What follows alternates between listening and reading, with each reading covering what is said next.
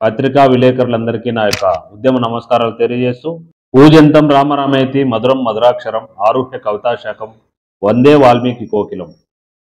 రేపటి రోజున శ్రీరామనవమి సందర్భంగా అనంతపురం పట్టణం నందు ఆర్ట్స్ కాలేజ్ నుంచి జరగబోతున్నటువంటి బైక్ ర్యాలీ ఏదైతే ఉందో ప్రతి ఒక్క హిందువు పాల్గొనాలని చెప్పి ఈ సందర్భంగా శ్రీరాముని వారసులుగా ఖచ్చితంగా ప్రతి ఒక్కరూ కూడా ఈ బైక్ ర్యాలీని విజయవంతం చేయాలని చెప్పి బహుజన యువసేన తరఫున మేము పిలుపునిస్తున్నాం.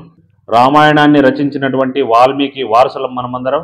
ఈ వాల్మీకి యొక్క ఆలోచన విధానాన్ని, వాల్మీకి యొక్క భావితరాలకు అందించినటువంటి ఈ సత్యాన్ని అయితేనేమి, ధర్మాన్ని అయితేనేమి, రామాయణ మహాభాగవతాలను, భగవద్గీతను ఖచ్చితంగా ప్రతి హిందువు కూడా జీవిత కాలంలో ఖచ్చితంగా చదివి తీరాలి.